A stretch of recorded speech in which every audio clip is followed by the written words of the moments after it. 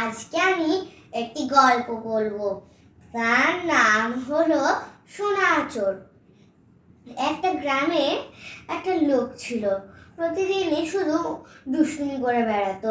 সবসময় এই কোনো গাড়ি বা কোনো কিছু সাইকেল টাইকেল গেলে তা আসার আগেই পিনগুলো বসিয়ে রাখতো, যাতে করে তার কাস্টমারগুলো তার কাছেই আসে। তখন আবার গাড়ি টায়ারও পাঞ্চার হয়ে যেত, তখন লোকেদের আর কিছু করার উপায় ছিল না, তার কাছেই আসতে হতো। গ্রামে ওটাই রাস্তা ভালো ছিল, আবার ওখানে তাদের টায়ার পাঞ্চার হয়ে যেত, তখন গ্রামের লোকেরা তার কাছে সাহায্য চাইতো। তখন সেই লোকটির নাম হলো গোপাল। গোপাল তাদেরকে নিজের গাড়িতে করে নিয়ে যেত তারা যেখানে যেত। তখন যখন পালা আসতো, তখন এই গোপাল তাদের কাছ থেকে 5,000 টাকা করে নিত।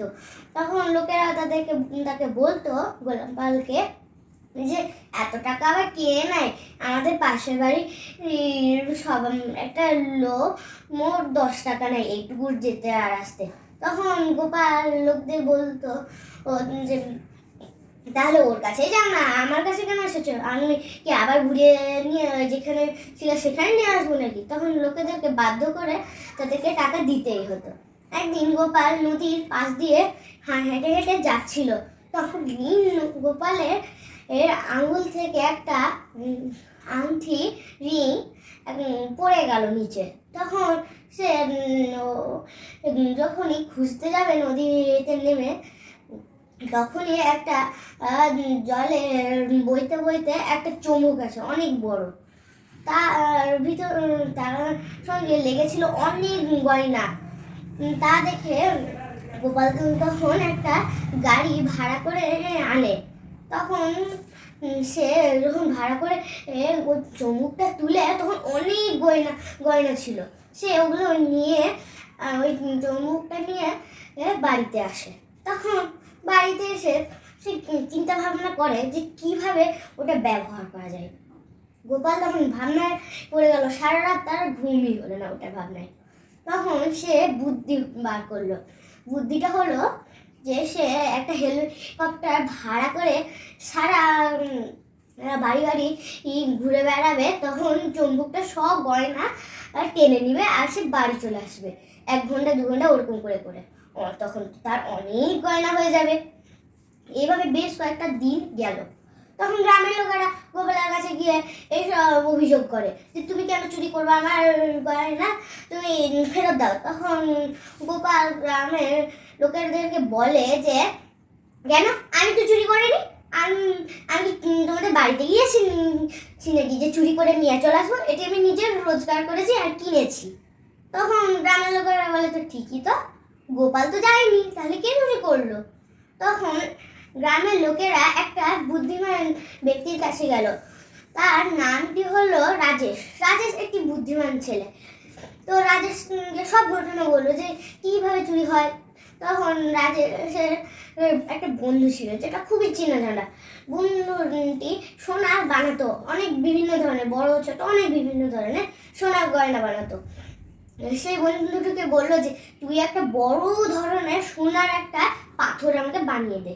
তখন তার এই কথা শুনে রাজেশের বন্ধু বললো যে আচ্ছা, তুই এত বড় পাথর নিয়েই বা কি করবি? তখন সে বললো যে রাজেশ বললো যে আচ্ছা, আমি এটা কিনছি না তোর কাছ থেকে, ওই বড় পাথরটা শুধু একদিনের জন্য ভাড়া নিচ্ছি, তোকে ওটার বদলে অনেক ভাড়া টাকা অনেক বেশি দিয়ে দিব। তখন তার বন্ধু মেনে নেয়, বানাতে থাকে। এইভাবে তারপরের দিন রাজেশ একটি বাড়িতে ওই বড় ধরনের ওই পাথরটা রেখে দেয় আর গ্রামবাসীদেরকে ওখানেই থাকতে বলে। তারপরে যখন বিকাল হয়, তখন গোপাল নিজের চুম্বকটা নিয়ে ওই দিক দিয়েই যাচ্ছিল, ওই বাড়িটা ওই চুম্বকটা নিয়ে ঘুরলো, হেলিকপ্টার নিয়ে সেই না চুম্বকটাই পাথরের কাছে চলে গেল ছুটে গিয়ে। তখন গোপাল তো অবাক, সে হেলিকপ্টার থেকে নেমে এসে দেখলো যে আরে এটা তো অনেক বড় পাথর। তখন তার পাশে ছিল গ্রামবাসীরা, তার সব কথা শুনে নিয়ে তাকে বলে যে আচ্ছা তুই চোর? তখন গোপাল বলে আমি তো পড়েনি, আমাকে তাড়াতাড়ি আমার চুম্বকটা দাও। তখন রাজেশ বলল যে আচ্ছা তুমি এটা যদি নিতে চাও চুম্বকটা, তাহলে তোমাকে গ্রামারিদের সব সোনা গয়না দিয়ে দিতে হবে, না হলে তুমি চুম্বকটা নিতেও পারবে না। তখন এছাড়া আর কি ছিল গোপাল এর করার? তখন গোপাল সব সোনা গয়না দিয়ে দিল আর চুম্বকটা নিয়ে নিল। চুম্বকটা নিয়ে এবার কি হবে?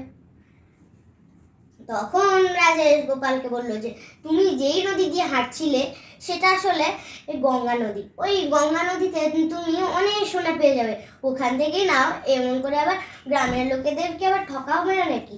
এরকম করে মিথ্যা কথা বললে তো তোমাকে গ্রাম থেকেই তাড়িয়ে দিবে। তখন গোপালও মেনে নিল আর চুরি করে না। এইভাবে আমাদের এই গল্পটা শেষ হয়ে যায়। আমরা এই গল্পটা থেকে এই শিক্ষাটা পেলাম যে চোর যতই চুরি করুক না কেন, তাকে তো একদিন ধরা পড়তেই হবে।